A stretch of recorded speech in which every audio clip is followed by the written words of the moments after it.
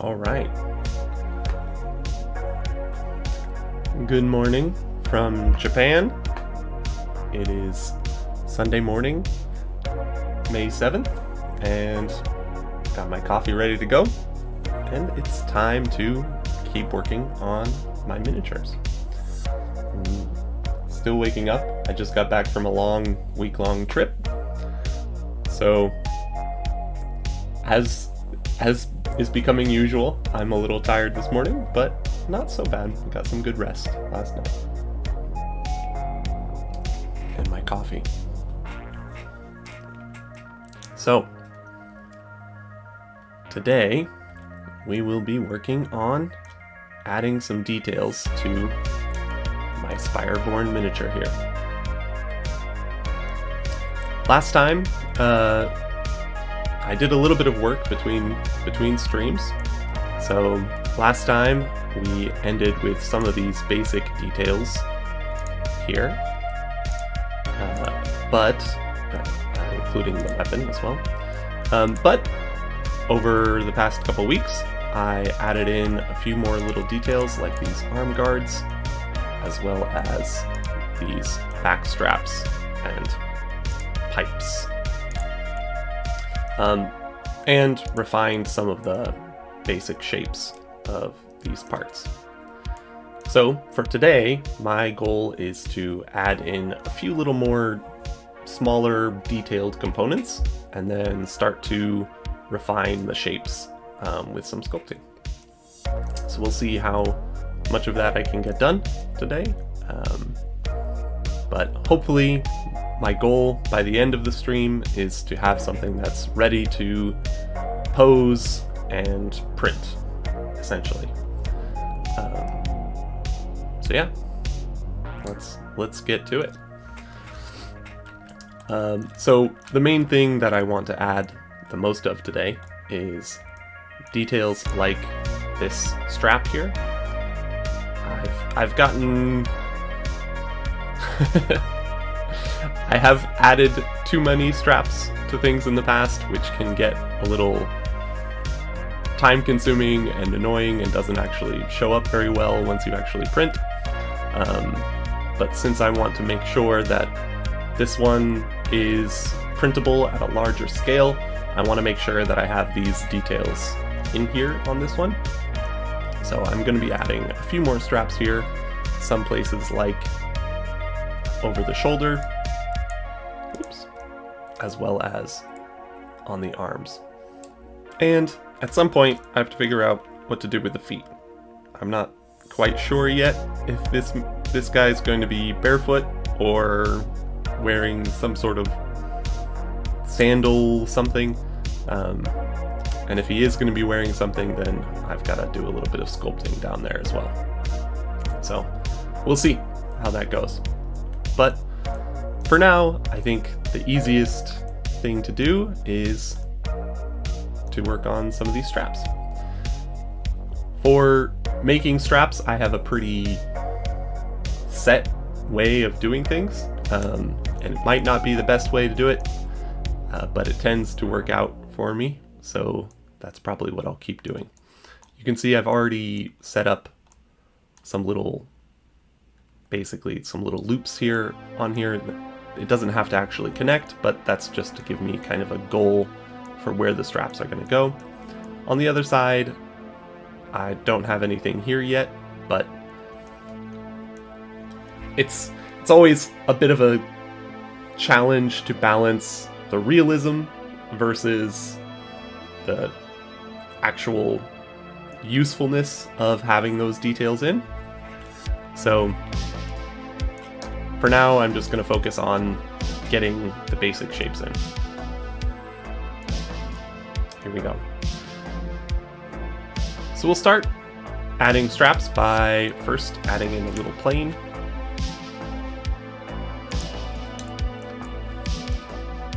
And that can be moved up here and scaled down.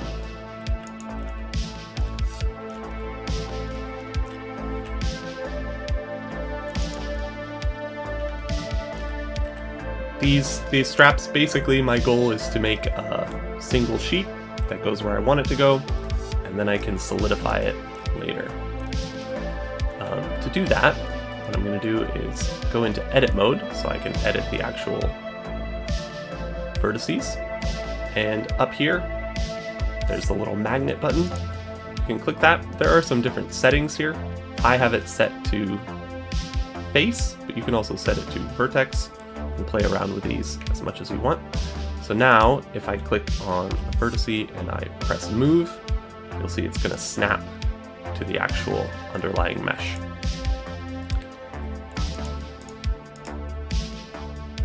You do have to be a little bit careful with this. You can easily snap it to something that you don't intend to, and then it ends up launching that vertice way over onto the other side of your model.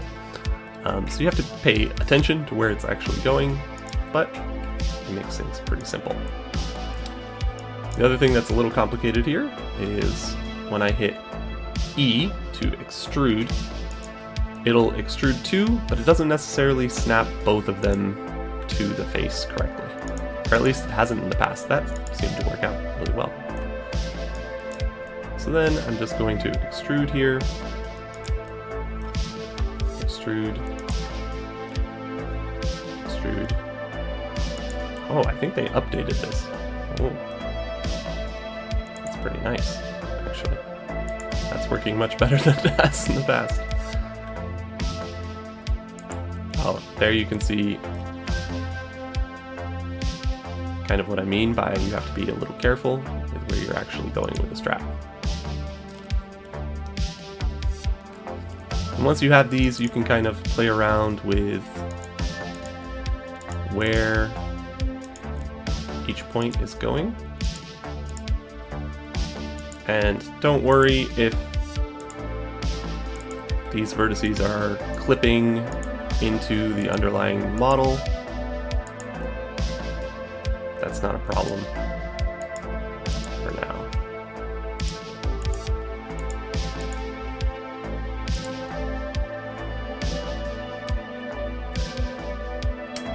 Now, again, kind of like what I was saying before, this is a good example of where I have to think about how much realism I want to add to this versus just how much I want it to look good and show up on the model. So for this one, for example, thinking about how the strap would actually lay over a shoulder. I've just been a week traveling, so I can kind of feel adding these straps in. I can kind of feel my backpack on my shoulders right now.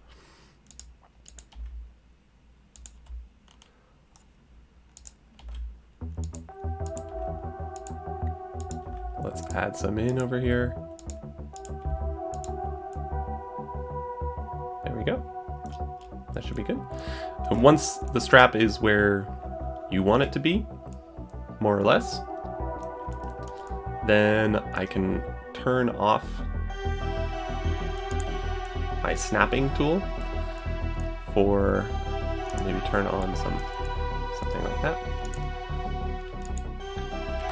and then start to edit directly without snapping.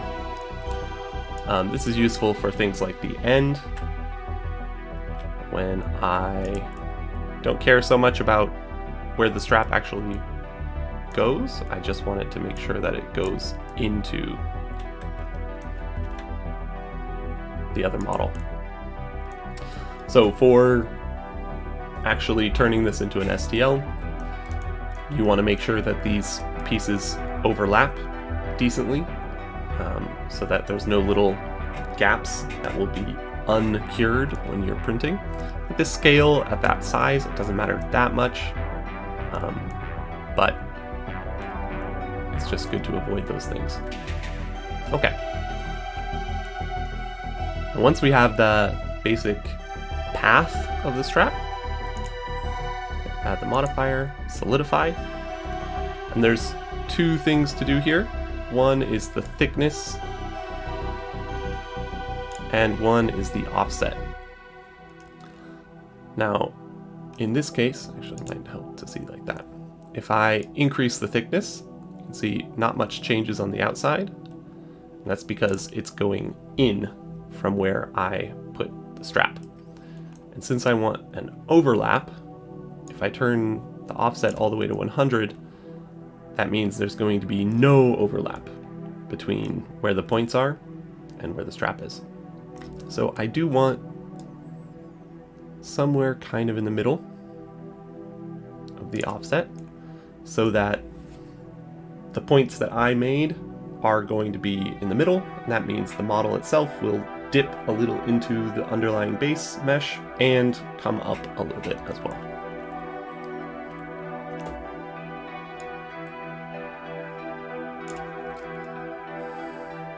These straps here are also a good example of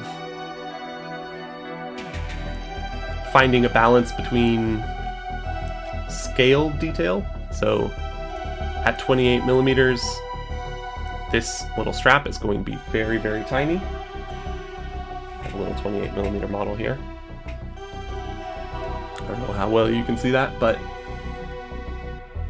that strap is going to be almost impossible to see.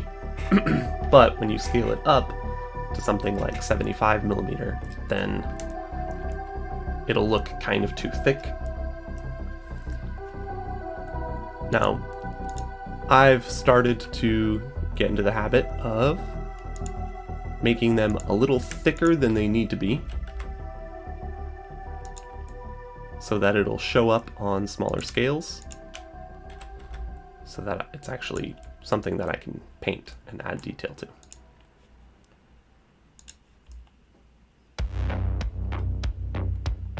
There we go. The other thing is, for these loops to look good, it's kind of difficult. I want the loop to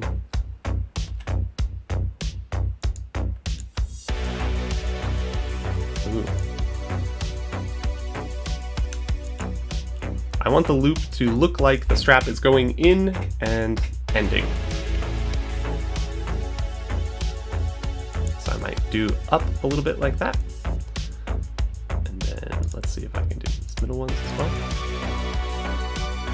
I can actually scale those to be flat.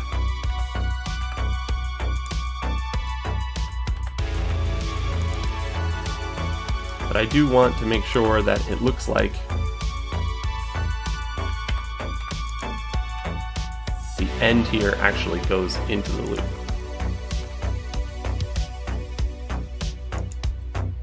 I think I pushed that a little bit too much. I'll take this whole little set and just move it up a little bit, and then move it back.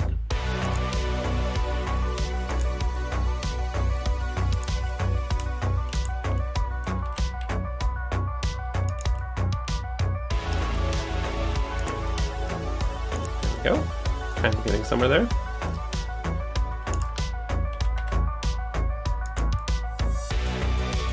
There we go. Kind of like that. This can all be fine-tuned later as well. So, that's a kind of gap that I mean that you want to kind of avoid. You can just play around with the offsets and the thickness until that disappears.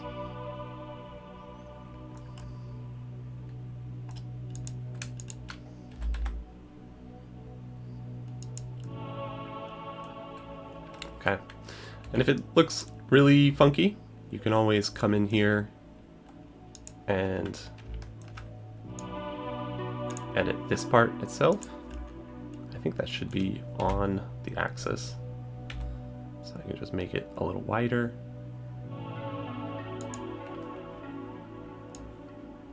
And make that a little wider as well. There we go. That looks funky. Just readjust that.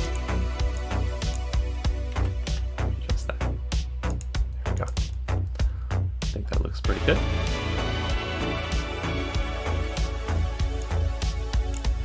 Actually, going to move all of these a little bit down. I'm going to move this one a little down as well.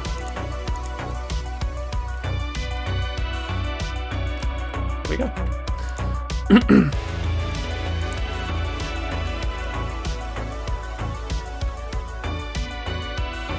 Then we're going to do the same thing for the other side.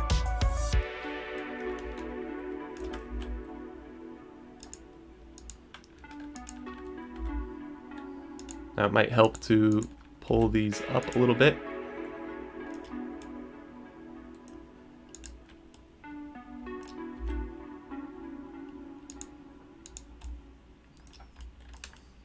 Oh yeah. Scale. Oops. Scale Y, 0, flatten those against the Y axis. This is also exactly why you should do all of your modeling for these little components. Make sure that they're done before you pose the model so that everything stays on the axis. So that you can quickly flatten two parts against each other.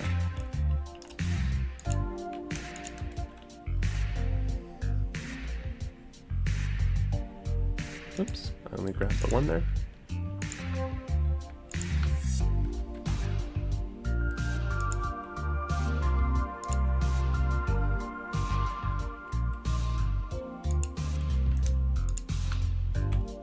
Again.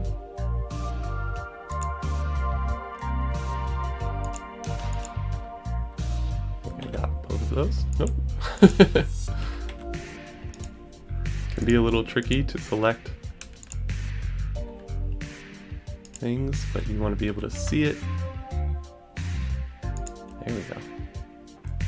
I like that. Oops.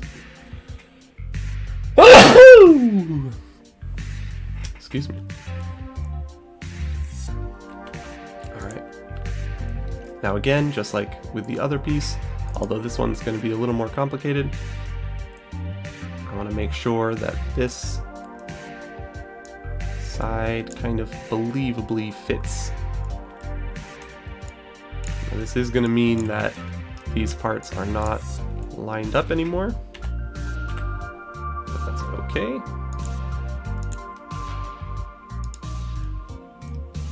There we go.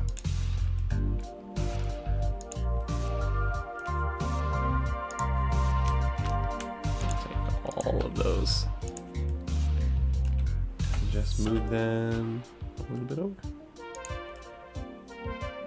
Nice. Okay, now that those little linkage points are set up, I'm gonna re-edit all of these other pieces so that it just has a little bit more of a natural looking flow.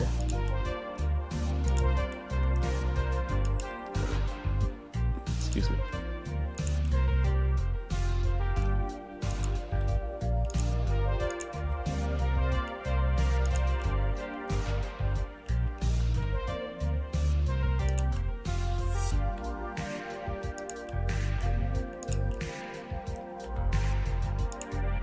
Now these also can get sculpted and edited later, so I'm not worrying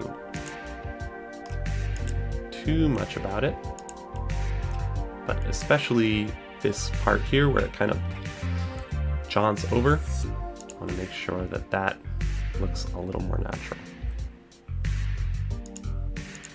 Keep in mind, anytime you want to edit something along a certain axis, you can hold Alt to adjust your view to snap to that axis, and that means that all of your movements are going to roughly follow it. I shouldn't say roughly. Right now, any movements I make are only on the X and Y axis because I'm snapped to that view. There we go. I think that looks pretty good.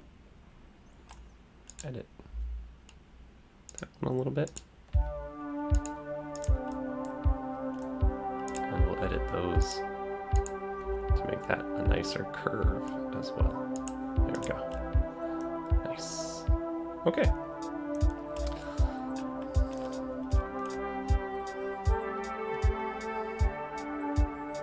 Doesn't have to be perfect, just has to be big enough to show up. Let me do this. Just has to be big enough to show up on a painted mini. Take all of that, move that vertically a little bit. There you go. So that's a nice little edge to catch with the paintbrush.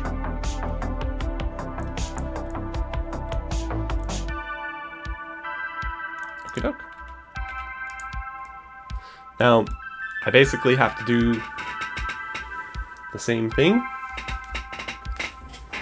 a few more times. And this is why doing straps, you have to really see if it's going to be worth it. Now, I could do this from a mask. The problem with doing a mask is that you're going to take the underlying geometry as well, which might not be what you want for the strap. By doing it this way, it takes a little more work, but now I have a solid strap that flows the direction I want. And so if I want to do anything like edge beveling, that's going to be a lot easier.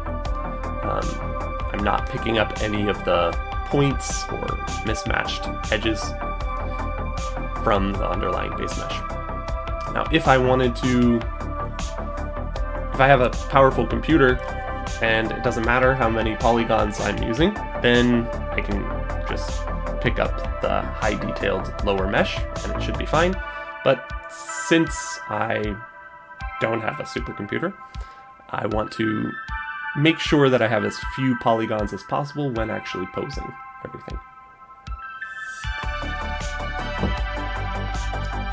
So, let's get to it. We're going to do basically the same thing here. Now that I have this strap and I kind of want to just do the same thing, I can actually add a mirror. Set the mirror object to the origin. And that should at least line up exactly with this other piece here on the back, because this is a symmetrical piece. Then I would only really have to worry about the front. But right now, if I edit it, it's going to edit both sides. So I'm going to apply the mirror. That way it's set. And then I can right click. I think I have to be in edit mode. Right click and separate by loose parts. So now I've mirrored it and then separated them into two different parts. Do you want to be a little careful when you do this? I'm apparently on this mesh I've been pretty bad at naming everything, but let's do shoulder strap. Left. And that means that this other plane here is shoulder strap. Right. There we go.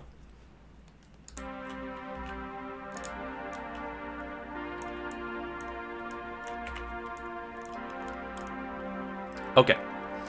So now that that's set, we're just going to re-edit some of these little straps here. And I don't have a hook or a little loop for this one to slide into. But with this larger panel, it's pretty easy to imagine that it just hooks under this panel somewhere. So that's fine.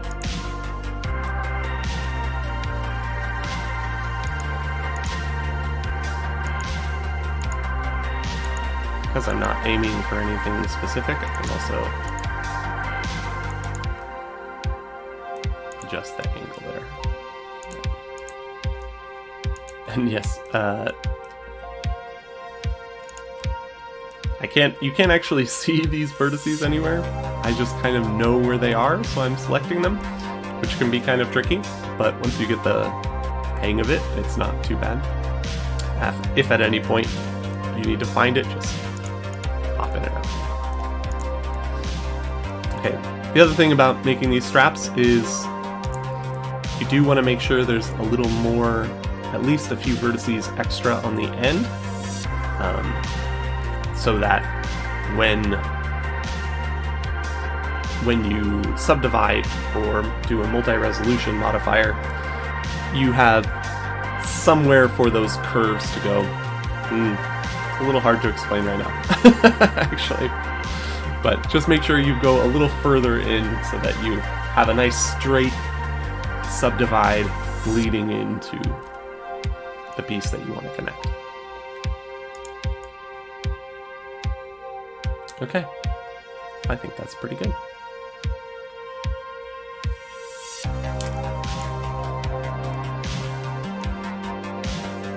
Now, as you can see, while it's not technically necessary at all, having those little straps there does really help add some realism to the figure. Makes it feel like this armor plate is actually like this heavy thing that they're wearing. So we're going to do the same thing down for the bottom here. And for that one, we're going to add a new mesh, a new plane. This one we're going to rotate.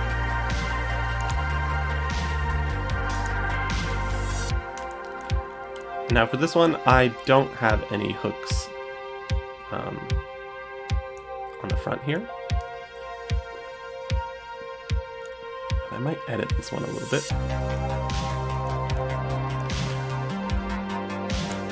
So I'm just going to pick a good, what seems like a good spot to slide in there.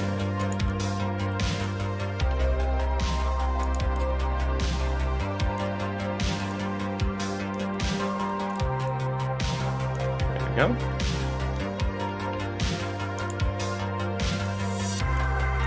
Snap. There, snap to there, and then extrude. Here's a better example of where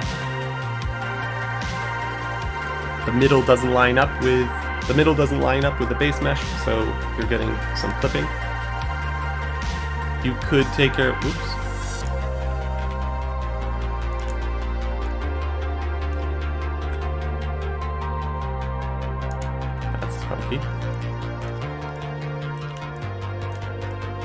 Oh, yeah. I was gonna say you don't need to take care of it right now, but in this case, it must have picked up a face on the underlying side. So I do want to make sure that I fix that now. There we go. This is the major down point to this method, is extruding doesn't always work the way you want it to.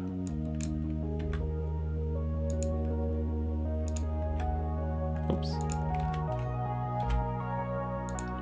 Fortunately, you can just select the point and just moving it will reset that.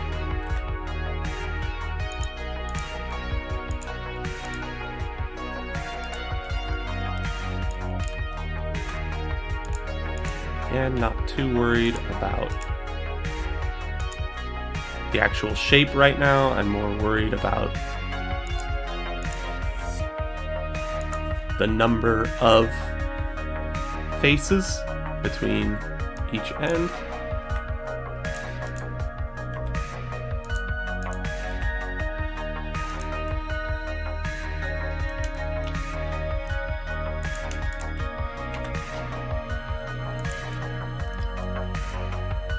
It's going to be a little tricky.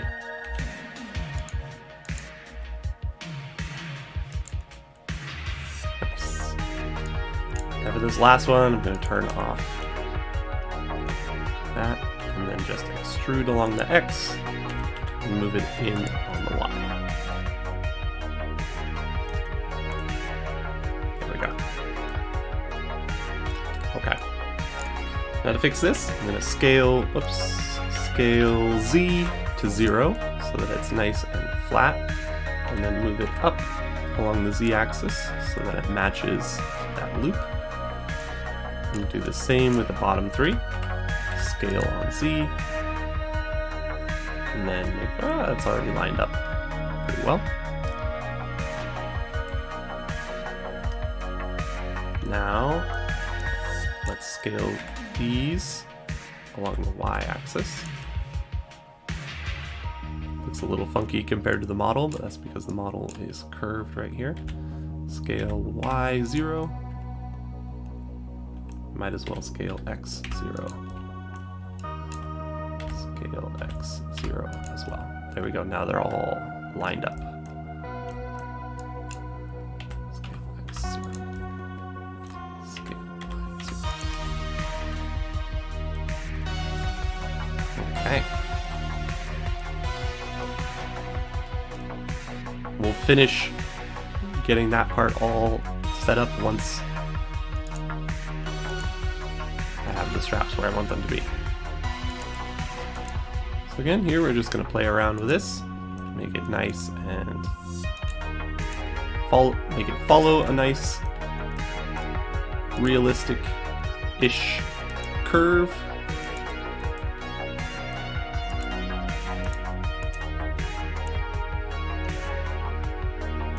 And try to make sure it's not too small.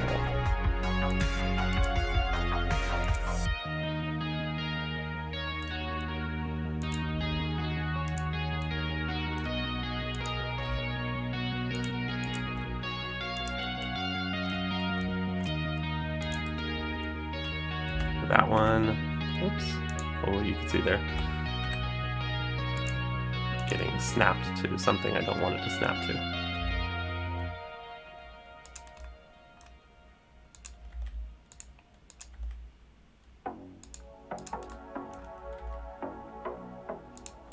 There we go.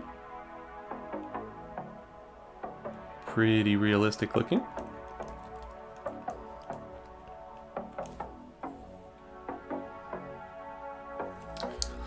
Okay, now we're going to do the same thing. Solidify. Turn that on so I can see. Put the offset somewhere in the middle. And add some thickness.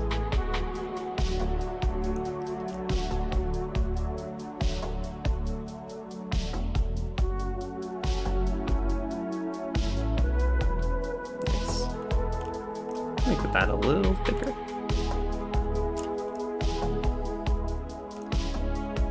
Okay, now with that done, we're going to go in and play with this back part here. Oops.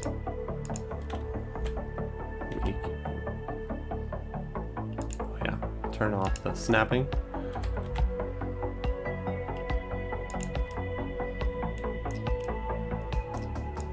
guessing right about there. Let's see how that... Not bad, not bad. Pretty good, actually. Nicely done, Trevor. Nicely done. That's gonna go a little more this way.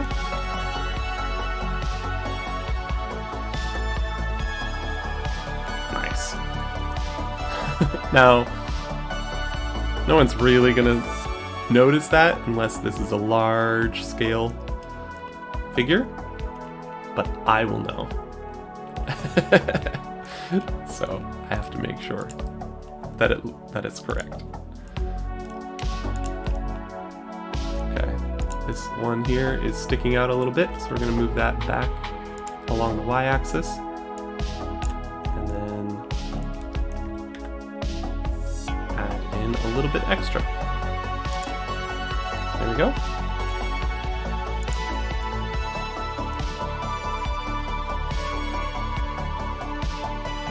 Okay, that's one more strap done. Same thing as last time, we're going to mirror across the origin.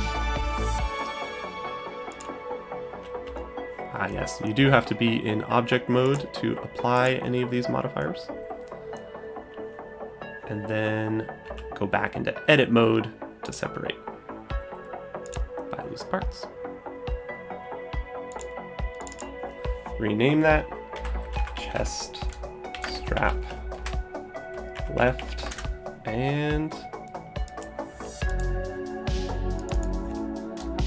chest strap right. Okay. Now, time to fix this endpoint again. Pop into edit mode. Select these guys. Select all of these. Move it back in a little bit. Again, it doesn't have to be perfect, it just has to overlap in a semi-believable way with this other panel. We might as well make that a little bit more even there and a little thinner.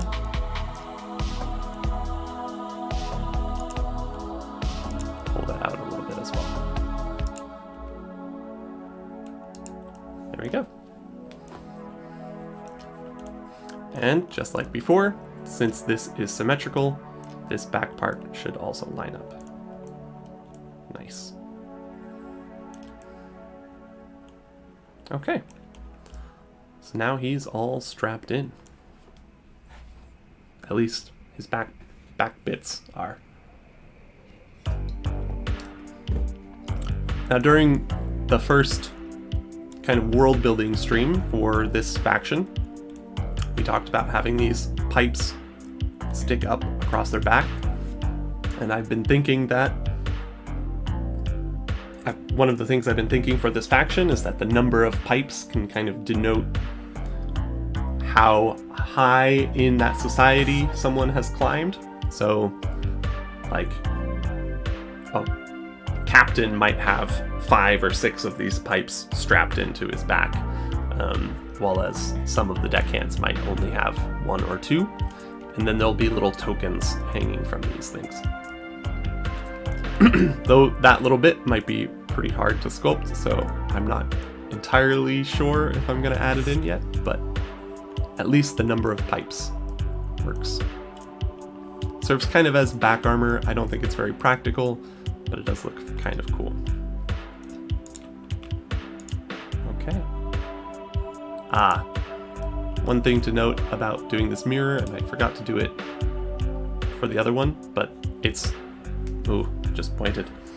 The origin for this is still the origin for the original piece, which is over here. So to fix that, so when you rotate it, it'll rotate around the correct point. You can set origin to geometry, and that'll move it to roughly the middle of the total geometry. we'll do that for this one as well. There we go. And this one, actually the origin is based on where the original plane was, so these should also be fixed too. There we go. Okay, what else needs some straps? These little arm guards should have something. They'll be pretty easy to add straps to. So let's pop those out pretty quick. Add a plane. We're gonna move it here. We're actually gonna rotate it 180. With that set there, kind of roughly match the palm of the hand. Scale it back down.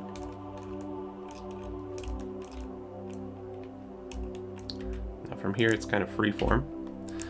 Go into edit mode, snap to the surface, and start popping those points into place. Boom, boom, boom, boom, boom, boom.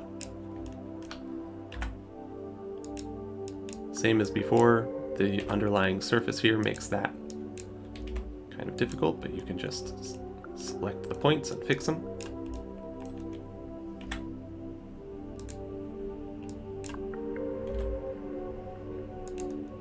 And guess about, yeah, got it. Now,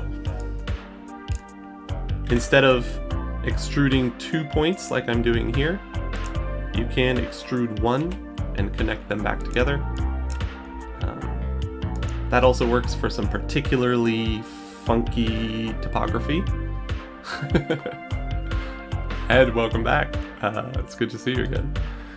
Yes, he does have pretty long fingers, but once they're printed, you can actually see them. This is one of those things about dealing with scale. So they look really like big hands when zoomed in on a screen, but once printed, they'll look a little bit more realistic. All right. It's very tricky to get that right though, and I don't think I've even figured it out yet. Pop these in.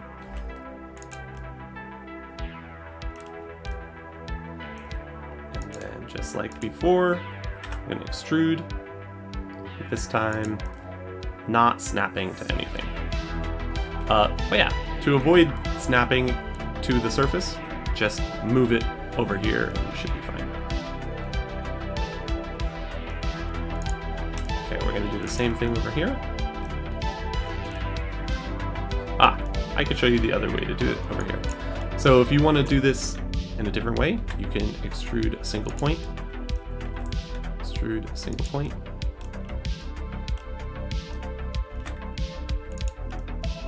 And then do the same for this other side here. Make sure you have the same number in roughly the right spot. And then from here, hit F to add a face. Boom, boom, boom.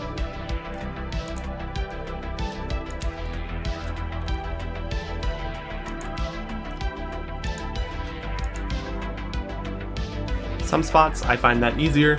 Depends on the underlying model's geometry, which one's actually easier.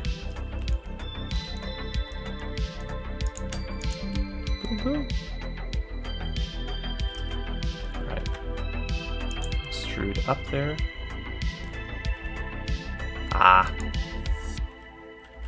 Snapping. And then extrude in. That should be enough.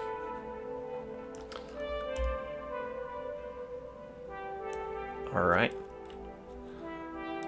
Just like before, I'm going to solidify. Do a little bit of an offset. Add some thickness. There we go. Nice little hand strap.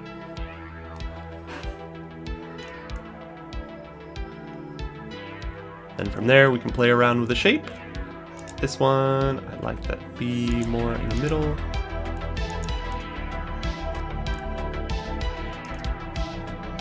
think that looks pretty good. This one, maybe a little higher. Maybe closer to the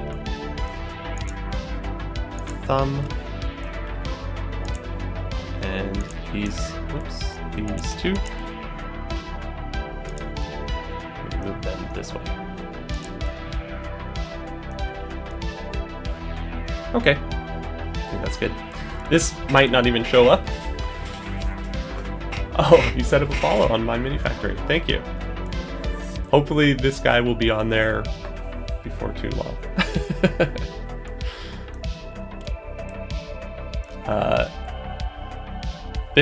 This little strap, by the way, is the kind of thing that means these take longer than they really should.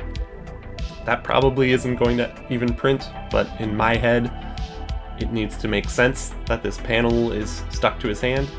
So I kind of feel like it's necessary to put a strap there, even though you might not even really see it.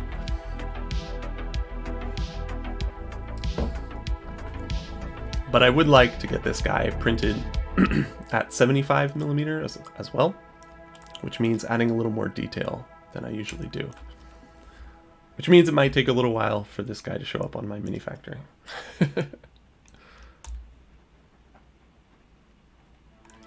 Alright, let's see. I think that's pretty good for this little strap. We're gonna do the same thing for these other ones. Let's see if we can do it a little faster. Mesh plane. Here. By the way, Ed, I hope this is a good time, a better time over where you are as well. Scale it down.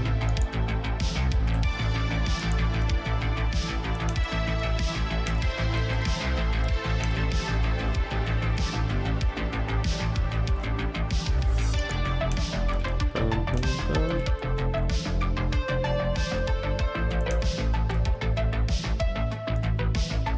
Okay.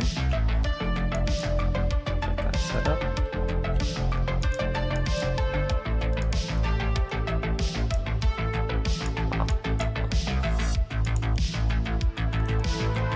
Roughly in the middle of that panel there.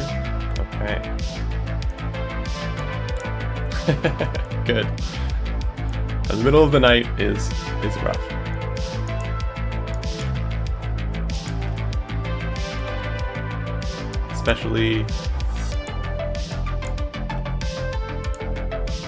Especially Sunday. You got the cutter. Thank you. Let me know how that prints. It's a little bit tricky to print it out, so I'm always curious how it works. Whoa! What did I just select? I accidentally selected that little. I'm always curious how it works on other people's printers. Because I only have the one to test it out on.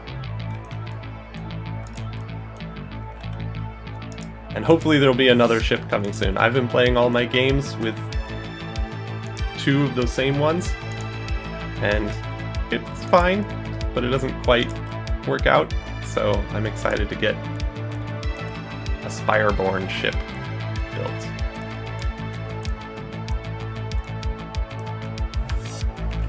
Okay. From here. Ooh. That didn't work out well. Why didn't that work well? Ah, it's because it's the end of the loop. Okay, so select all 4. If you select all 4, it'll automatically do that. Easily. That's strange. Ah! There's an extrovert in there. That's not good. Boom, boom. Boom, boom.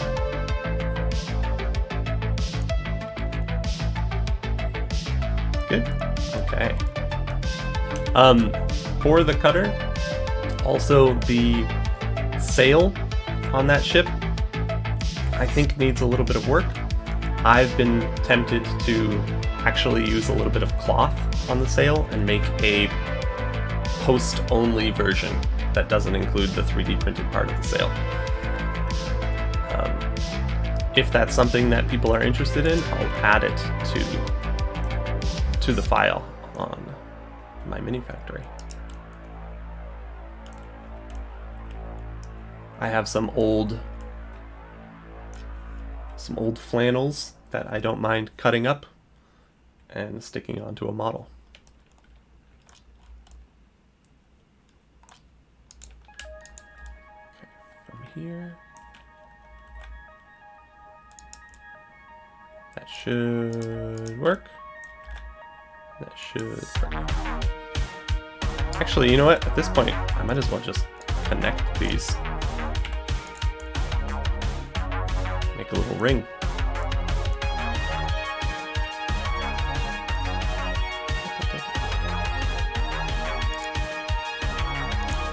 Solidify. Offset. Thickness. Here we go.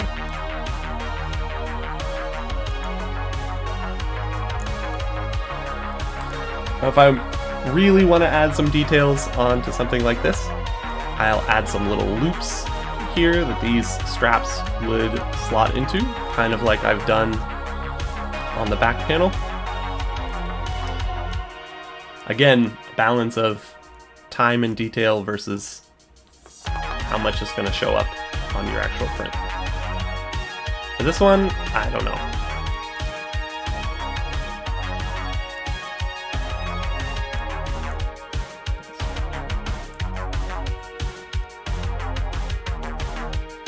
Oh! Savage Worlds Deadlands Reloaded. Is that... what is that? Is that a skirmish game? Or is that a, like, RPG? Oh, you said skirmish game. I see. I'll have to check that out. So the inspiration for Spire Seas was always the Central Valley of California. Driving through the Central Valley, which is where I'm not from the Central Valley, but from Northern California. Driving through that area, it was really easy to imagine like an inland sea and various islands instead of hills, which was the main inspiration for this whole project. Very cool. So an RPG / skirmish game. I like that. Is one thing I've always been curious about for those kinds of post-apocalyptic worlds is the technology level. Does it have like a more futuristic technology level or more like, sounds like from the name, a little more primitive technology level?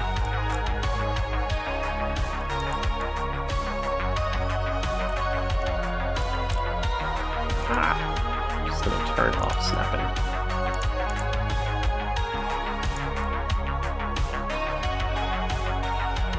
There we go.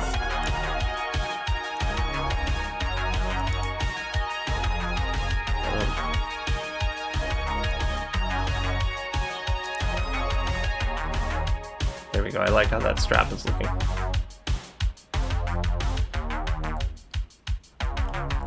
This little gap here between these two is going to cause me some problems.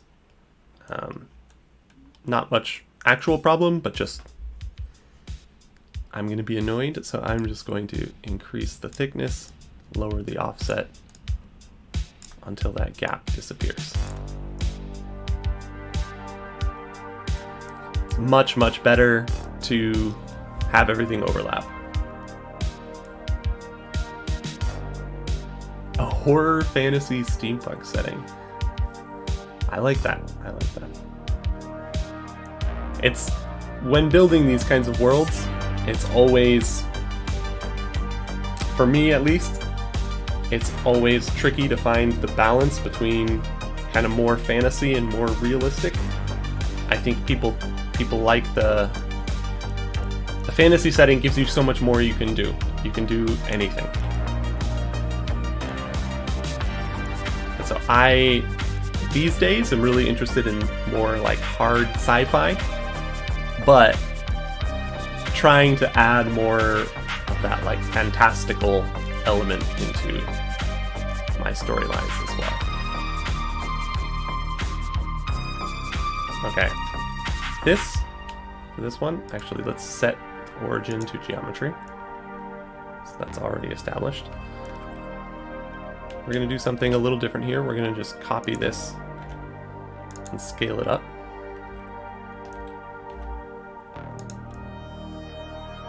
Move it roughly where it needs to be. And then we're going to edit the points.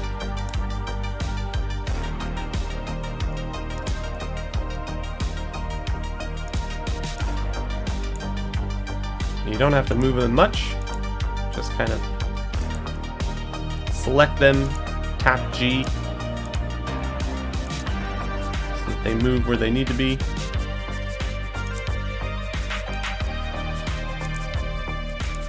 And then here we go. And again for this one.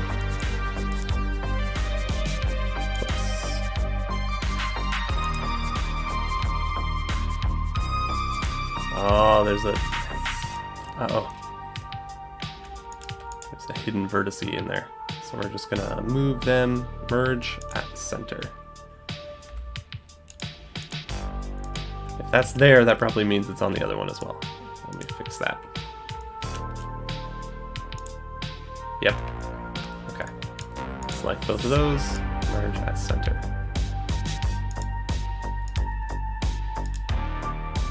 Savage Worlds also... Is that the name of the X-Men? The setting in X-Men? It was a long time ago. I'm forgetting. Oh, it's the Savage Lands. Hey, that's...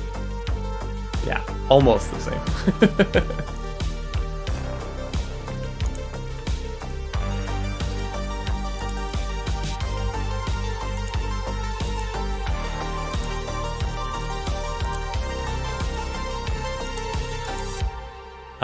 If that's your setting for your vibe, then I recommend checking out Abney Park as well, the band, if you haven't already.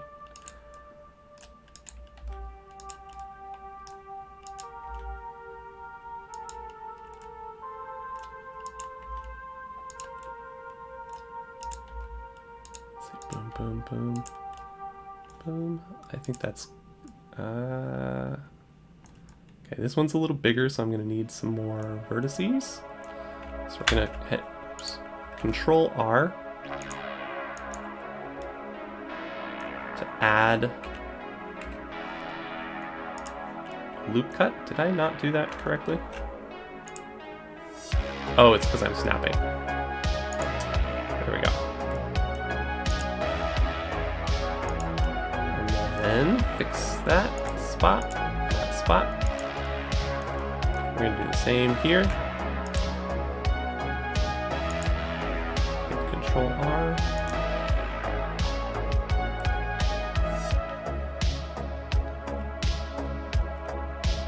I like that. I like that.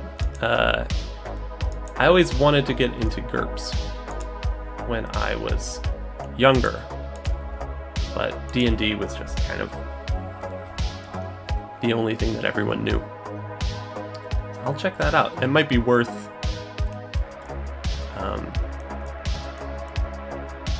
adding an option for that, for Diluvian, into something like that.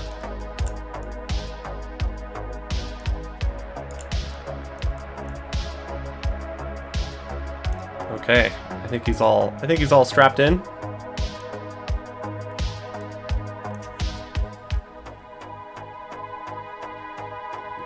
No, you saw Abney Park live.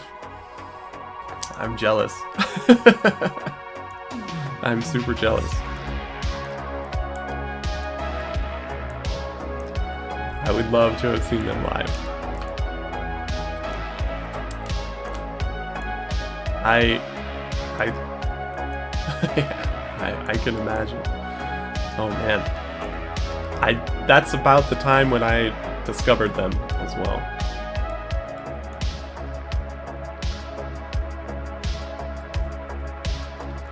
Probably more than a little inspiration for me for my settings.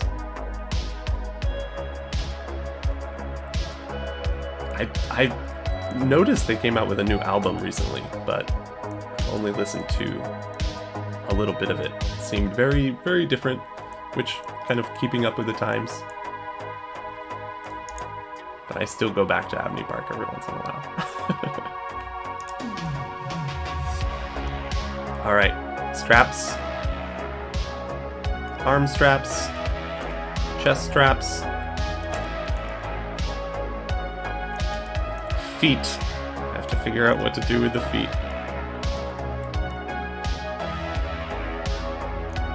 Okay, we're gonna leave straps behind for a little bit and work on some details for the mask.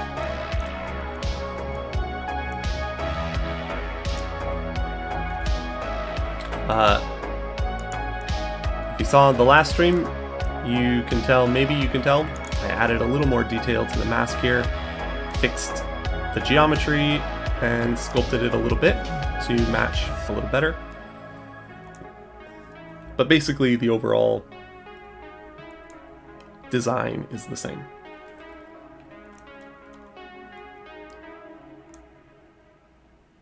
Yeah.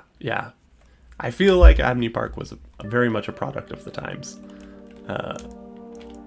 And I had a few albums, but now, after moving to Japan, I haven't brought any CDs with me. But it's still fun to check them out on YouTube and romp. Alright. Let's see, for this here, what I wanted to do is, I want to add in some little details to this mask part. Something kind of like sticking up off of it.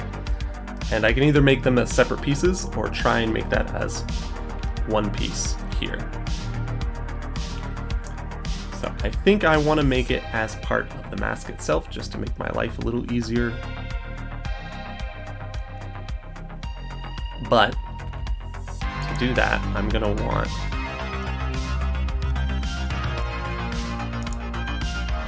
snapping a little bit. I'm going to want a little more detailed geometry here to work with.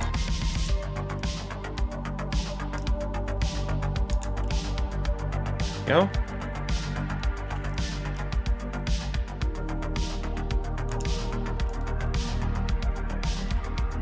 Here I'm trying to make sure that I have enough geometry to add detail, but not make it look like a perfectly well-formed mask. I still want to give that vibe of just some sheet metal that's kind of hammered into place.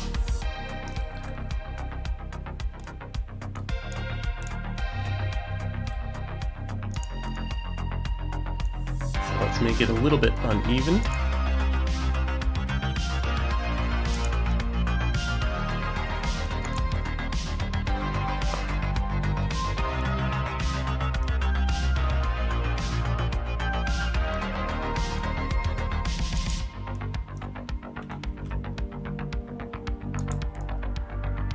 We'll start with this one. Let's do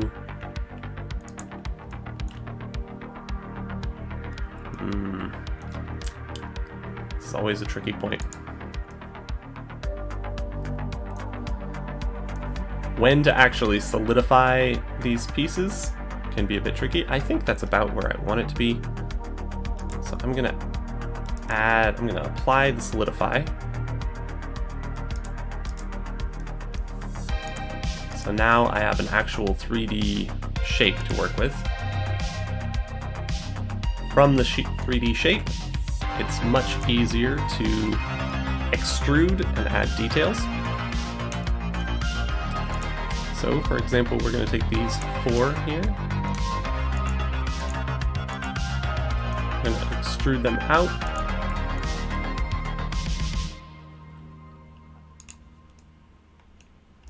And then we're going to take the extrusion, we're going to move that up.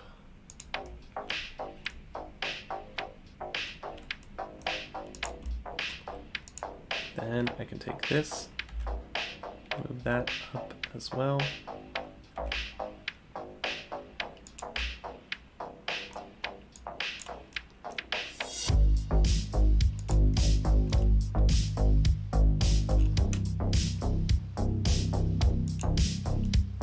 Select all those faces. Extrude again.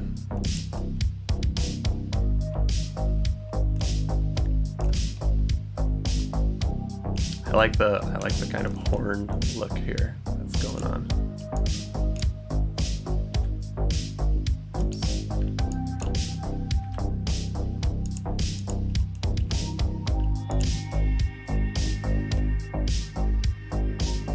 Just giving it a little more detail.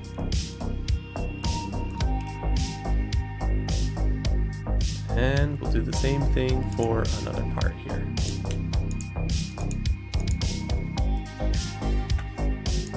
Out, move it up,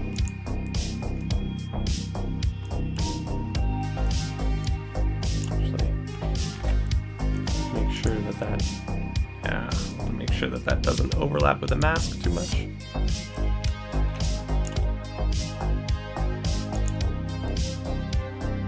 Yeah, thank you.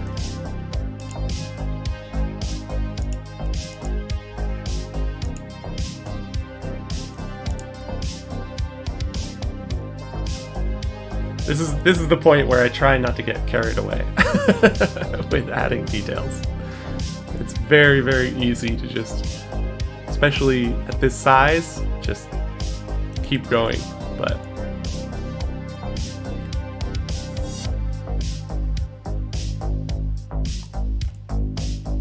there we go.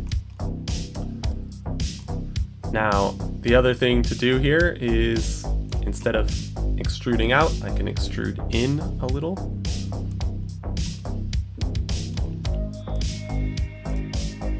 So for these cheek pieces, I think that might be a good way to add a little bit of detail here. Actually, probably the best way to do that is going to be to add some more loop cuts.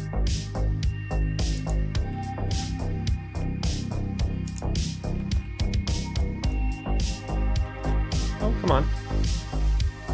There we go. And then add a loop cut there. Loop cut there. I'm going to want those loop cuts in there anyway.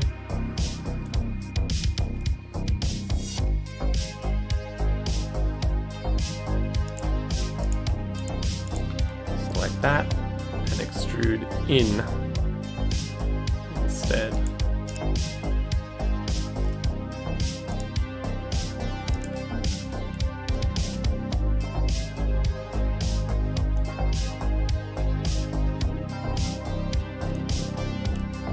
Kind of odd.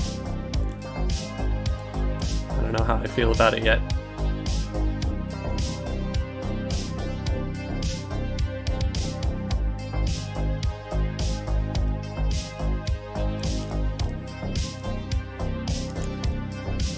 Can be kind of hard to get a good idea of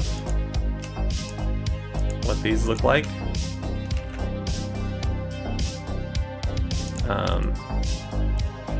Until you add a little bevel, which will help add the shadows in.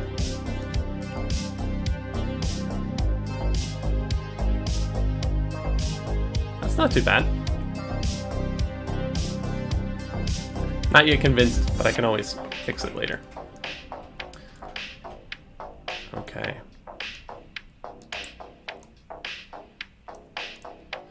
Now, one thing that I've been wondering about is if I feel like I need to add a little loop here to attach the strap. I think it's probably okay without it.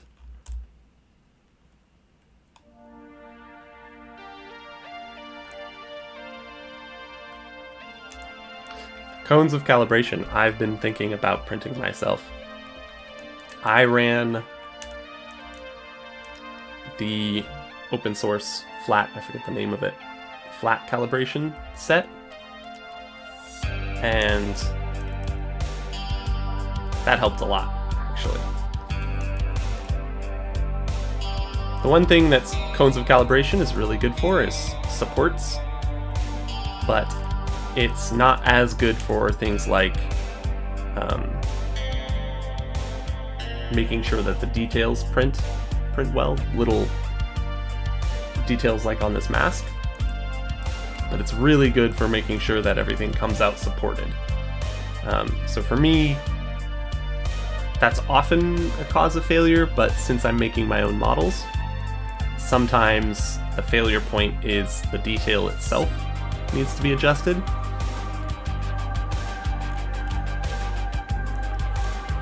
So I also am just trying to make sure that I get as fine accuracy as possible. Yeah, I think that looks pretty good for the mask detail.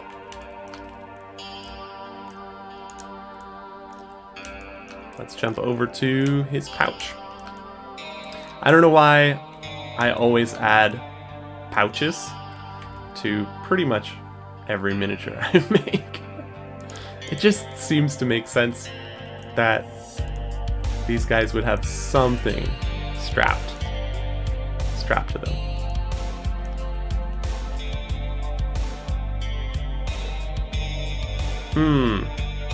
Yes. I don't know what it is about the factory settings of printers. From mine as well, pouches are good. It tended to, as you said, underexpose for those little parts. Underexposing helps preserve detail. Overexposing helps to build strength. So finding that balance for printing other people's prints, veering towards making sure that the supports come out is the biggest issue. But do be careful with cones of calibration, because they don't always give you the finest details that you're looking for. Although, as long as it prints, that's the most important thing. Let's see if I can extrude out that. And then we're going to take these top two, and we're going to move it back that way. There we go. For this one, I'm going to try not to spend... I usually spend way too much time on these pouches, and it usually ends up not mattering very much at all. Just get the basic idea across here.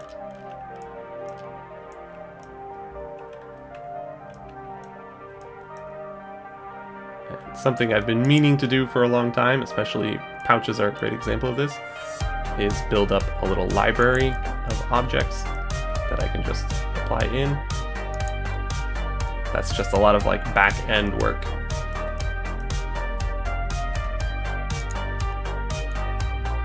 Add a little loop there. Add a little loop here.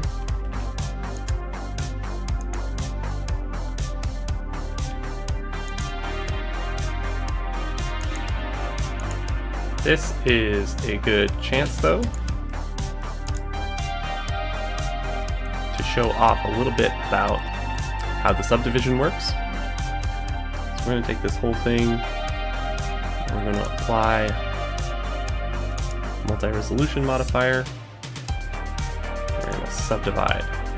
Now, because I added those extra loop cuts on the sides there, you can see it's a little more square. But I think I need one more loop cut there. And then for these spots specifically.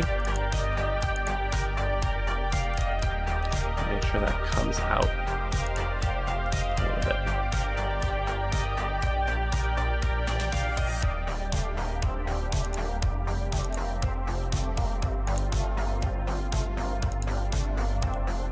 Not quite enough. Okay.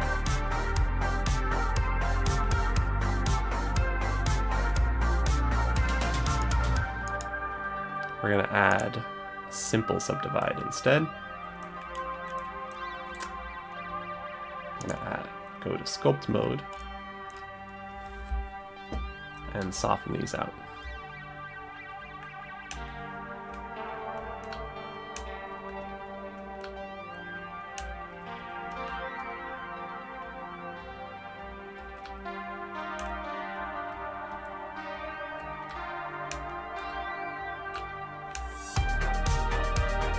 I kind of would like to spend a little more time making this pouch more Spire-Born, more like some sort of specialized container, but it's so tiny.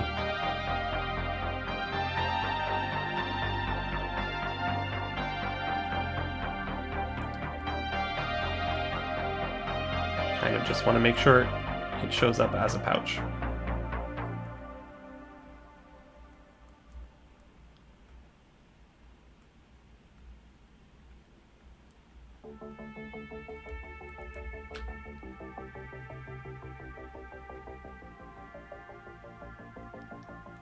Get it nice and wrinkly.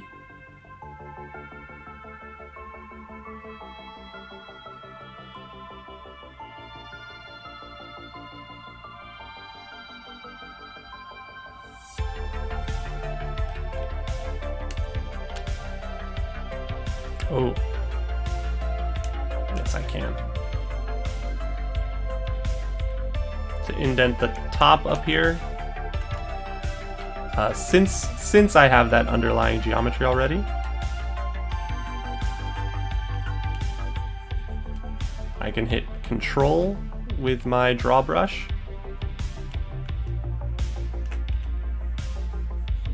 and Control, instead of pulling out the model, will push in the model.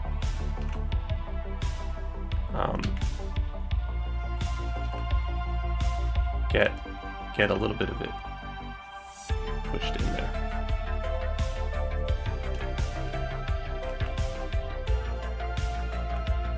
And on the side as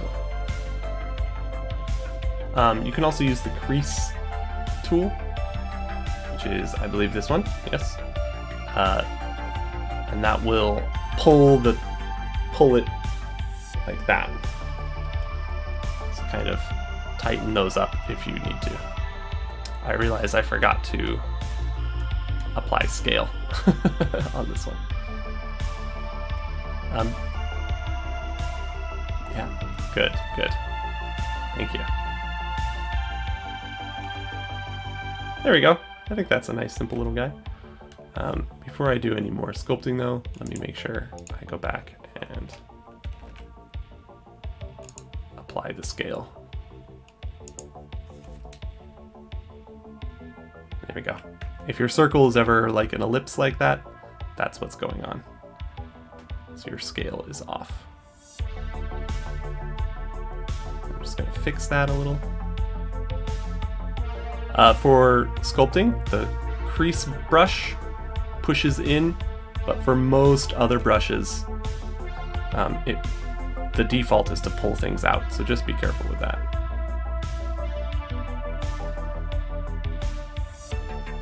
There we go.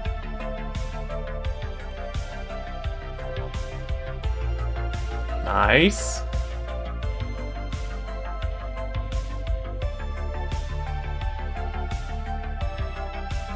All right. That's good enough for now. For a 28mm miniature, that's plenty of detail. I'm going to be seeing it like this. If I do decide to make this a 75mm mini as well, then I can always add in a little more. Rotate across the Z. We're also just going to push that in against him there.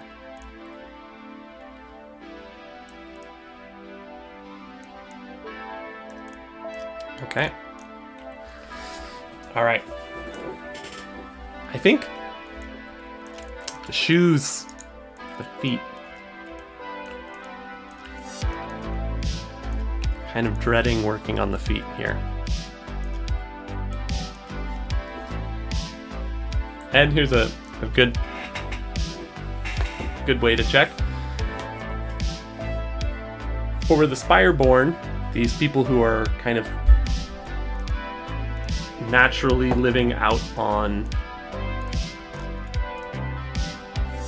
these ruined buildings, climbing up and down ruined buildings all day, I imagine they need something on their feet. And I kind of like the aesthetic of sandals, almost like Japanese geta, like just like a flat piece with some little things on the bottom. I think it would look cool. I don't know how realistic it would be. But he needs something on his feet.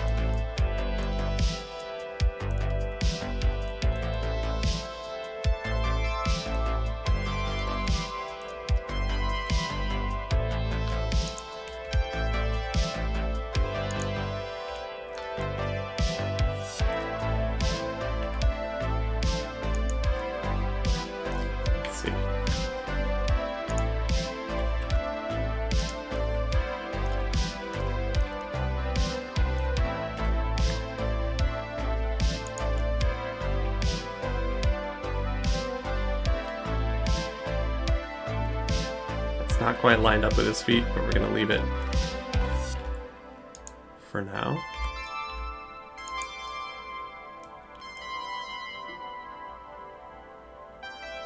And we can rotate it into position later.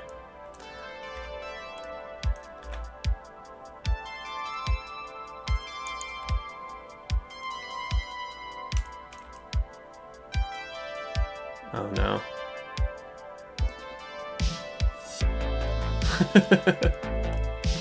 This is an interesting problem to come up on stream. Okay, so with a plane, you have your normal. Okay, so your plane, you have a face, just a single face, and there's a normal, which is the side of the face, which will it's the side of the face which textures and things are applied to. So for most of these, it hasn't been much of a problem. But you can see on this one, each face you can clearly see. That's because the normal is facing that way. If you have it the other way around, where the normals are on the inside, then in Blender, you can see through, well, depending on your settings, you can see through a side that has no normals onto any other faces that have normals.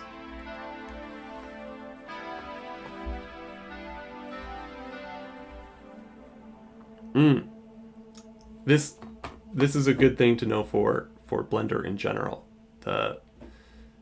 If you're doing any of these little like tiny details, like you say sculpting some lances, butt spikes, and use wire. Ah, you mean like physical wire?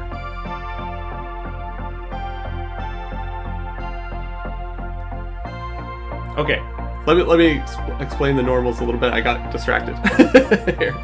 So basically, your normal is the side that you can see that actually has a face on it.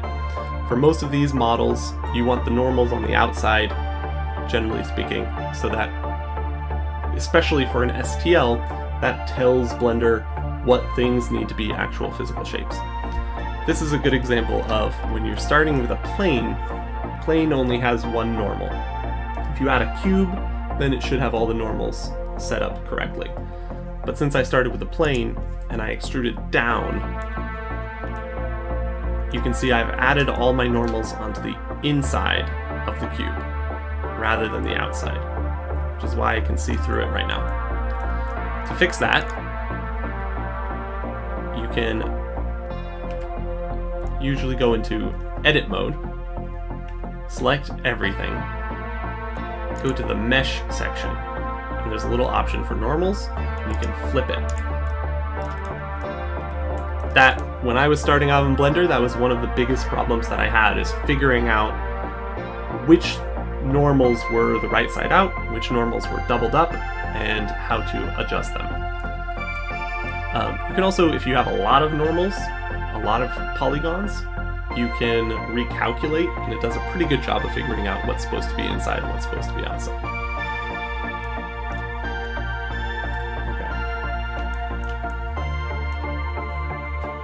Okay, so and talking about the lance,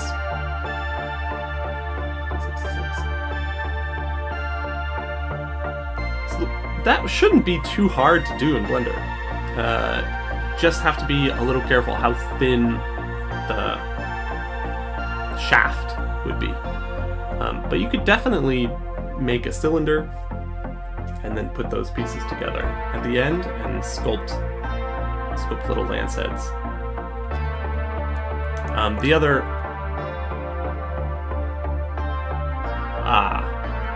yes. So often in Lychee, when you see that something has a hole in it, what it actually is a flipped normal on the model that Lychee can't figure out.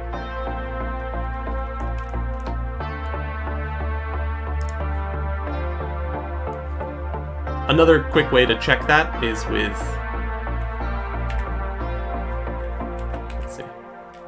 3D print tools. This is a plugin, a free plugin in Blender, and you can check things like where your normals are and if everything is manifold, if everything is put together into a single object.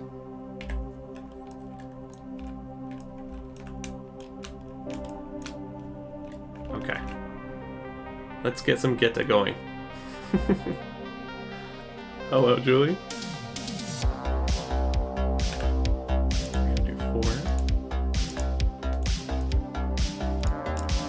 Scale these Y.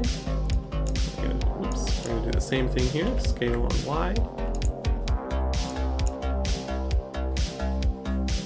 Select these down. Select these down.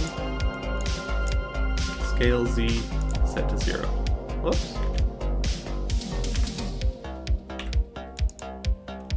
That didn't work for some reason.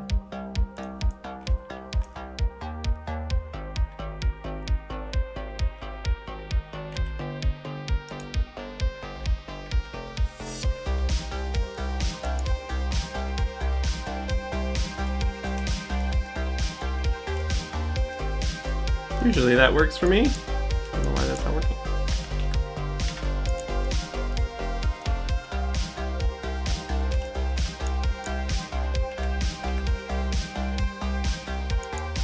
You know what? Another way to make sure that all of these things are lined up is to set the Z to something like that. 0. And pull it down. There we go. That's better.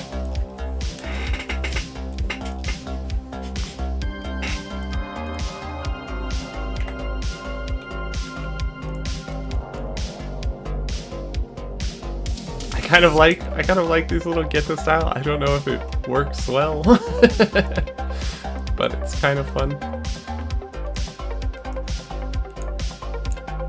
This whole thing, I'm gonna move it down. I'm gonna take this, and I'm gonna move it down as well.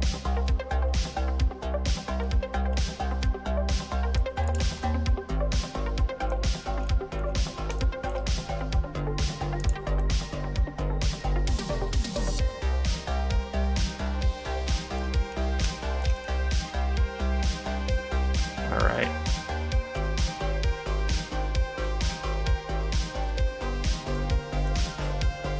And I think you should try that lance just all in Blender. I think it shouldn't be a problem. It would be a good little practice experiment.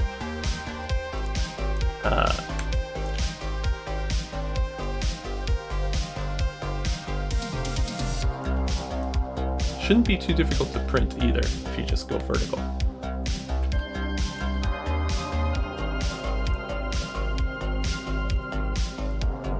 All right. Okay. Let's see here.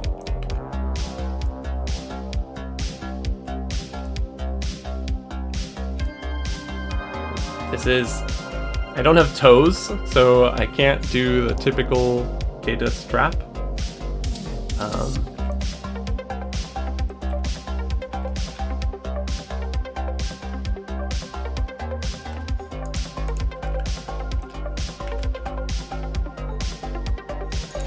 But what I can do instead is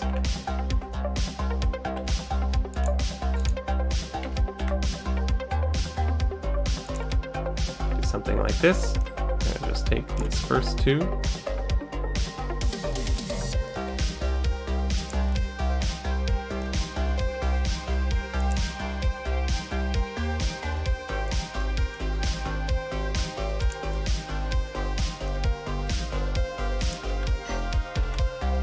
This is probably not the best way to do this.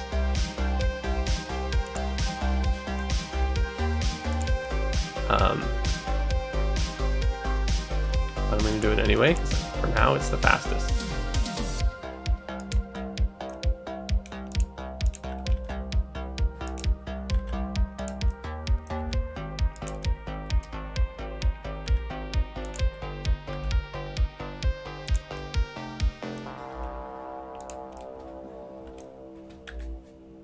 Boom. Move back. Rotate around. Flip. And down.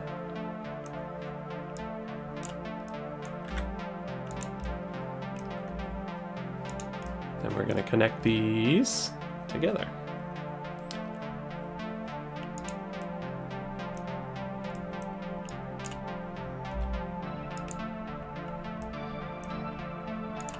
So 1, 2, 3, 3, and 4.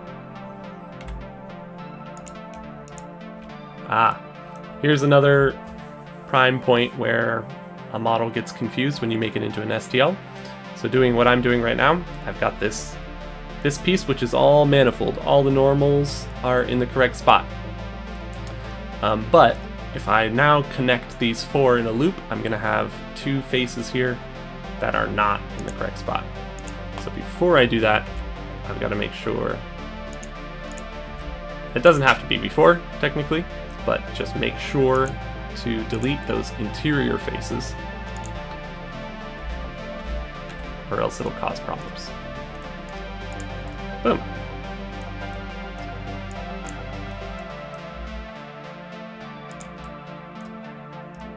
Okay.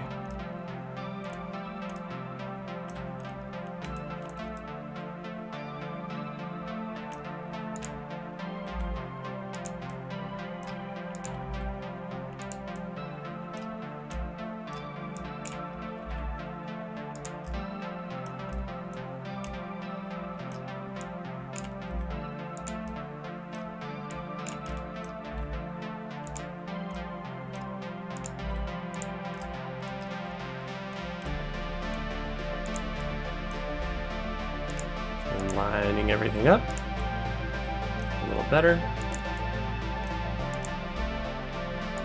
Making sure there's a nice overlap. There we go.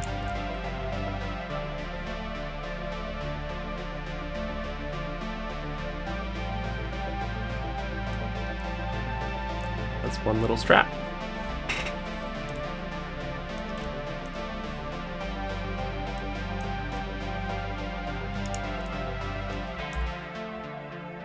Now that looks pretty simple, pretty bland. It'll look better when I sculpt the actual feet. Which, by the way, I don't want to do quite on this model because this is not the finished base mesh. This is a like simplified version of the base mesh. So I don't quite want to add to it yet. But gives me a good idea of where this shoe needs to go.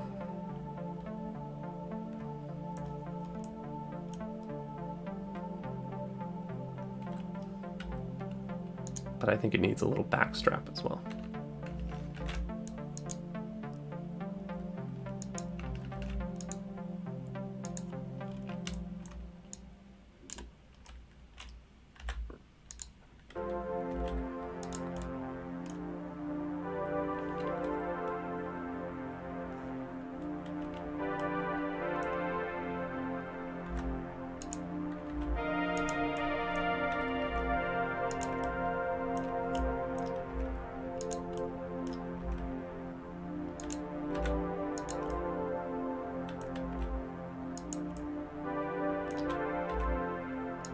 Here, you know what? I'm just gonna do this. This might be easier.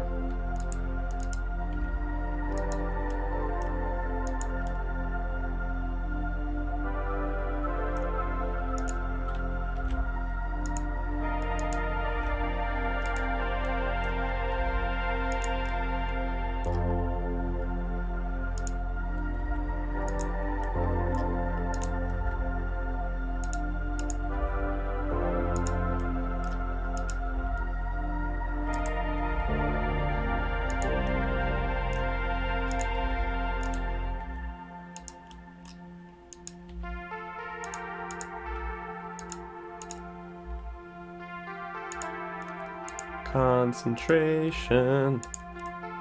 Forget to talk.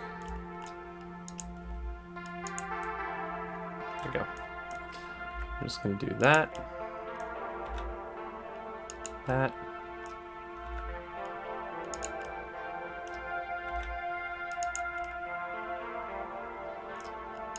And then the same thing on the bottom.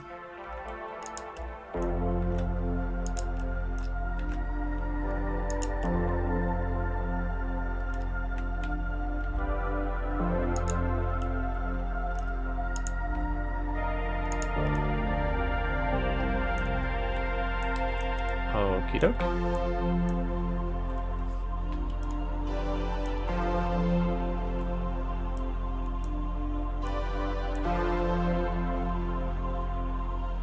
Delete this face. And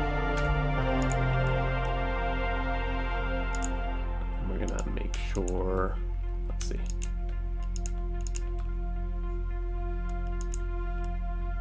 Aha, I thought I selected something like that. Okay. Make sure there's a face there. Then we can do that, that.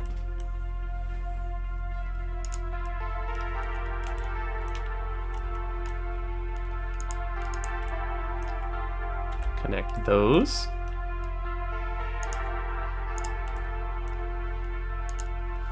Delete this face. And I've never tried this before, but let's see if this works. So I'm going to select all of these ones that I just made here.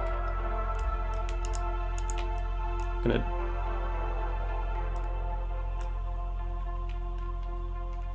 duplicate them.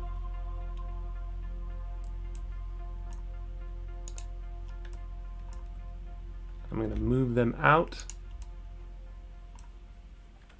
and scale on the Y.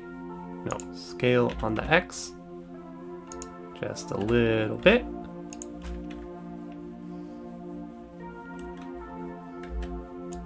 Whoops, not F, G. Move that over a little.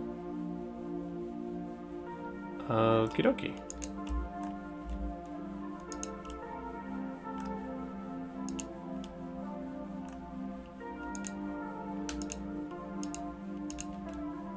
Seal that in there.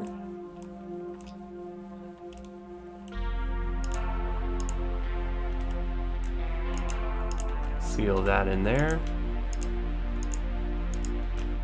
Seal that. Now I should... Yeah, all right.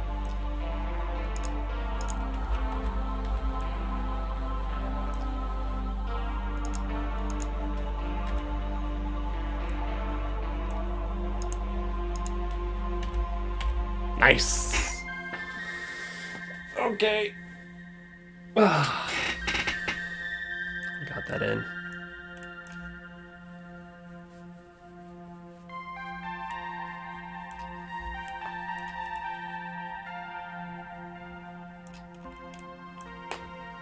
Now, this is all going to have to be adjusted once I have the actual feet. All right.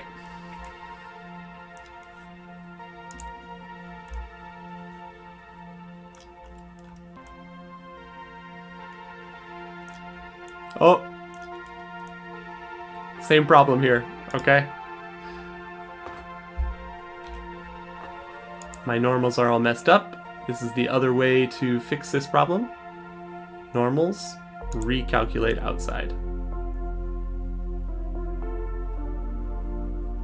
Now that should have fixed everything.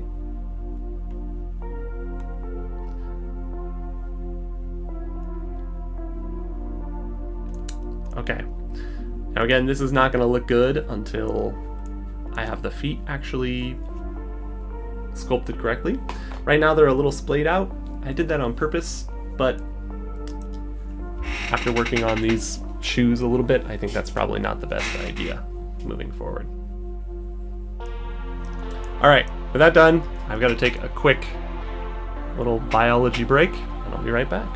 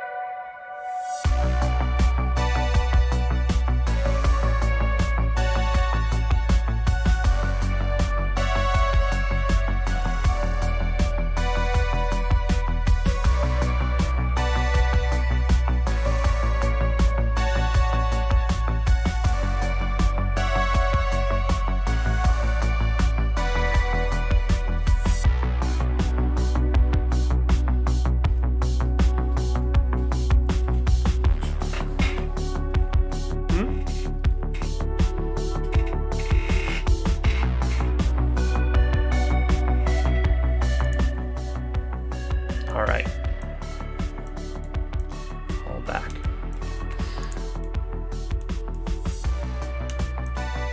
Okie doke.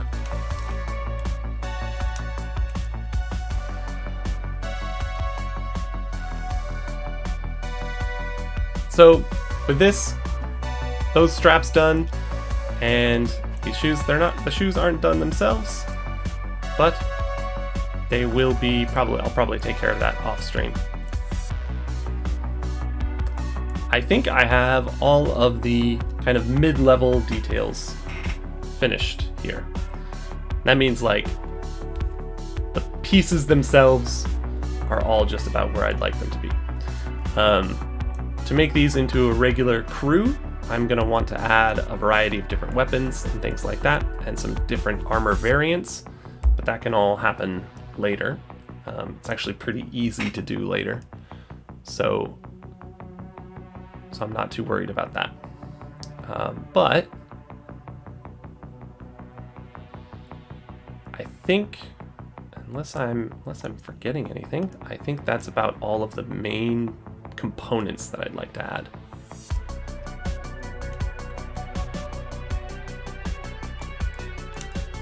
So moving on from there, then that just means adding in a little bit of extra details to the pieces that I already have. So we'll start with the main thing here, these pants. Now, when adding in the extra details, when sculpting in added detail, especially for something like pants, which shouldn't be symmetrical, this mirroring is really important for the basic shape. But now that we're moving on to something a little more complicated, we're just going to apply. Now, hopefully these points... I was a little worried about that. Okay. Before we apply, let's make sure that everything is all connected up.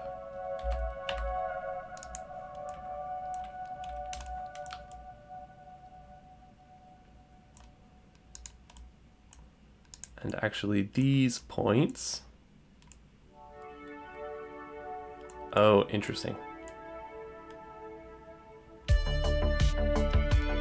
I'm going to turn off clipping for a second. These points should not be connected.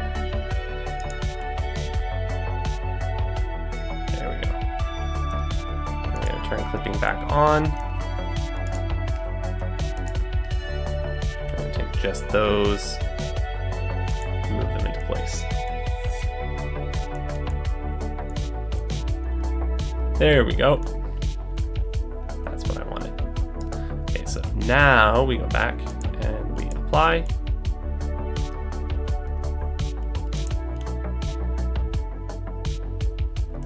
There we go. Now before I add the multi-resolution modifier, I want to make sure I have enough loops that I've got some detail to work with. Probably should have done this actually before mirroring, but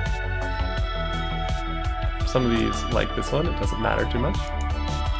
You want to add a loop wherever you think that you want to retain the angle as much as possible.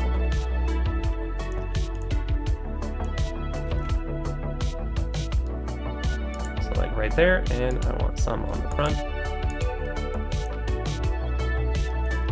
And I want to just add a little extra one down there at the bottom.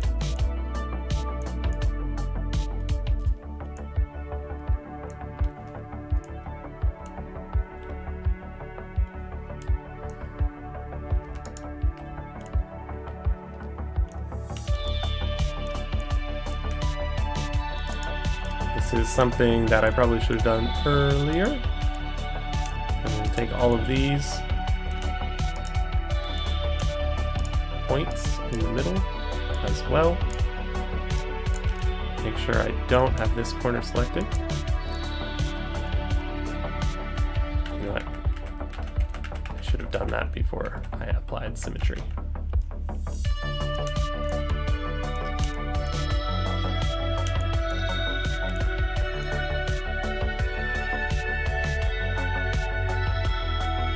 Do I go all the way back? Yep. Yes, I do. Okay. Something that I forgot to do that I really should take care of. I'm going to select all of these points here, including the middle ones. We're going to extrude, and we're going to scale in. That gives me a loop around the edge here.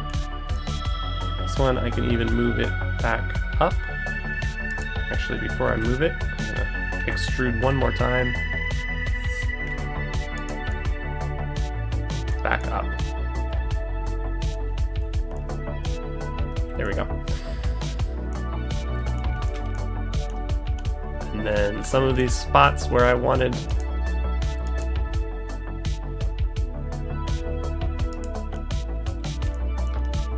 or more symmetry, I can add those in now.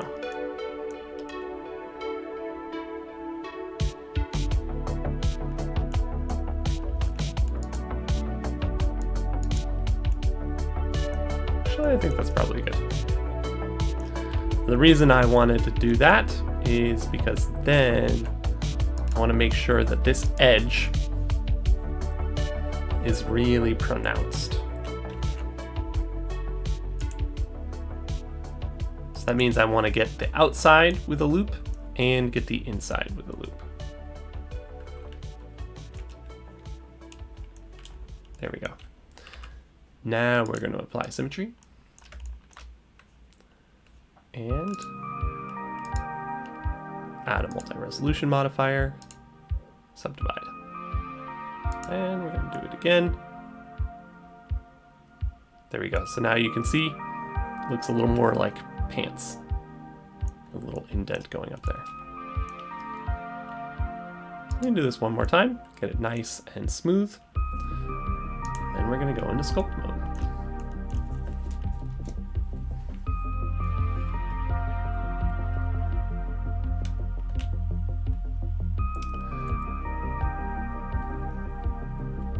I'm going to start by just pulling these things around until I get some nice like little ruffled edges. I'm not thinking too much about it. Just make sure that I don't go into the base mesh.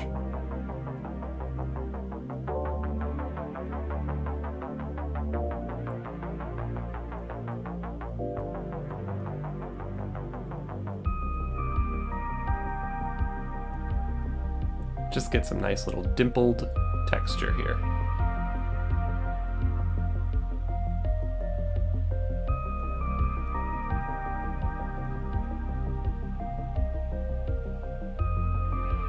Nice little booty.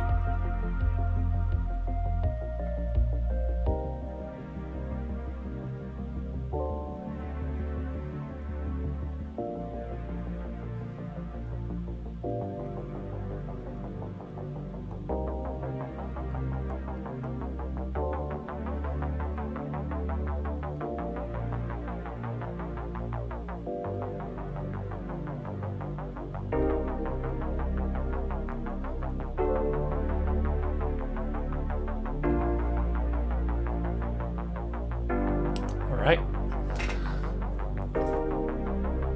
Next we're going to go to the draw tool. We're going to add in some folds.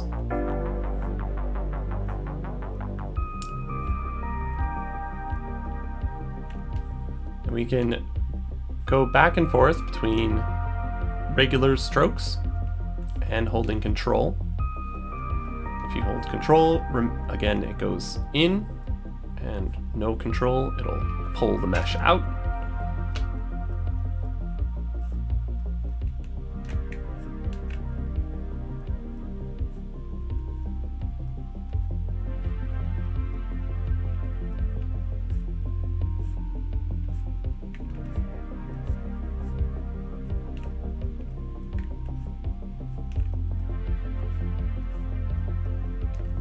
And then around the kneecaps, we're going to have a little bit of a bulge here.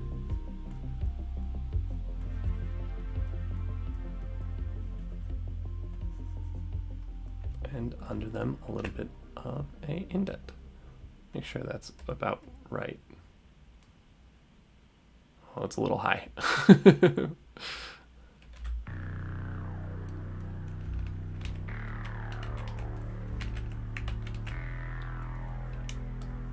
Soften that out.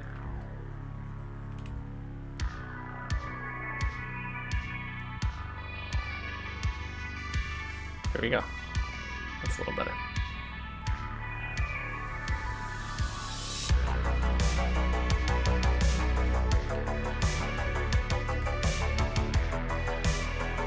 And then because this is meant to be like tied and cinched down, we're gonna add a little bit of a lip here. Actually zoom in, make this a finer stroke. A nice thing about sculpting in Blender, it's just very intuitive, and you zoom in, it gives you it matches the brush stroke. You can change that, but by default, it matches the size of your brush stroke to your zoom level.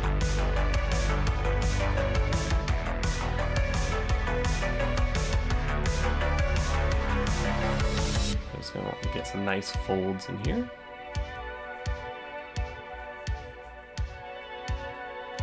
And folds on fabric like this, they generally don't line up perfectly as well. So don't feel like you have to go all the way around. In fact, you shouldn't go all the way around.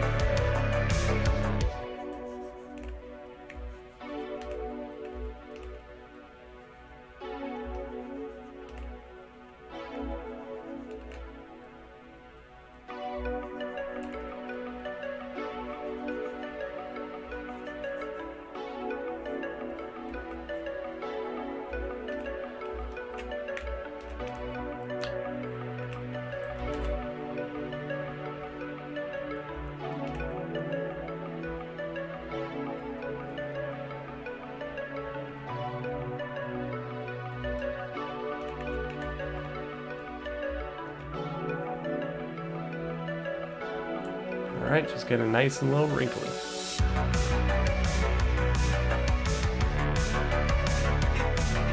Listening to some tunes.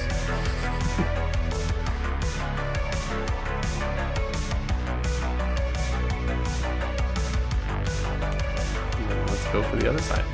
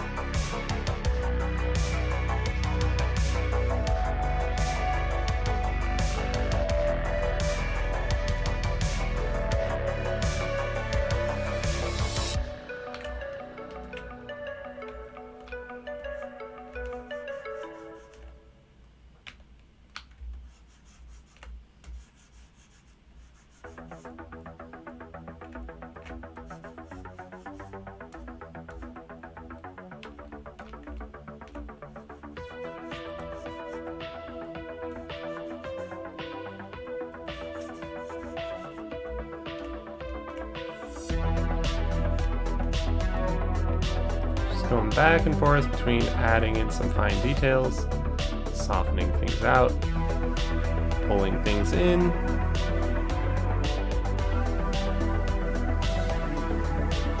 pushing them out.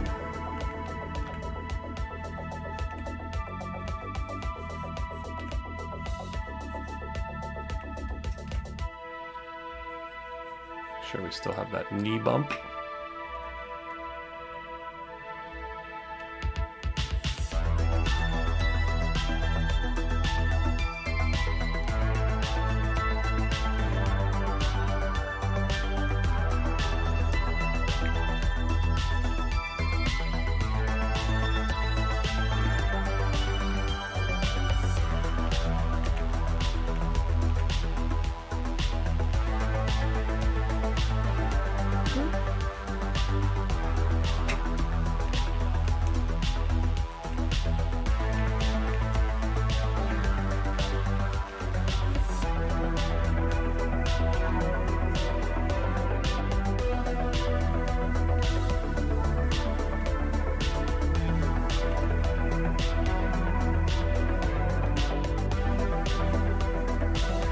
Trying to be,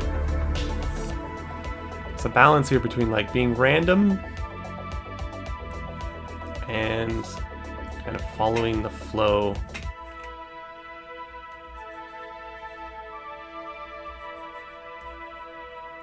of where these folds would naturally end up.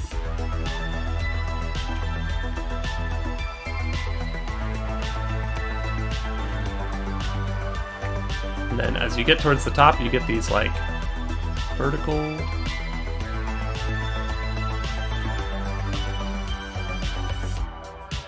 folds here as the belt cinches the fabric together.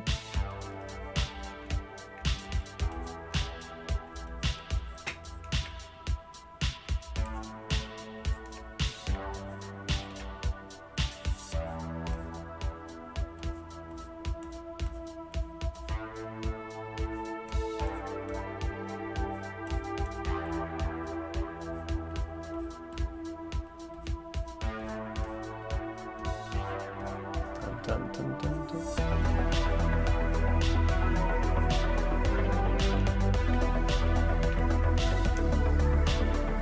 Soften that out a little bit.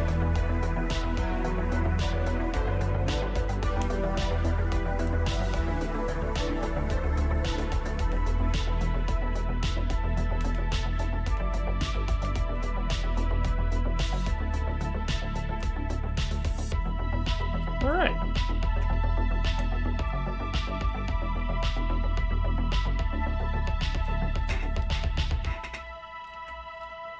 This is a little too folded. There we go.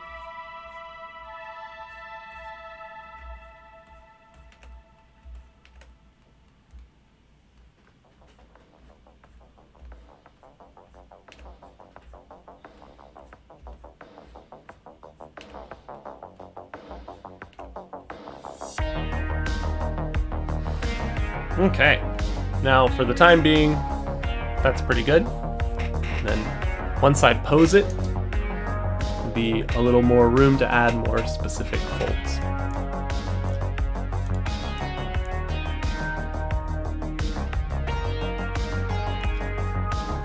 Okay, I think that's pretty good.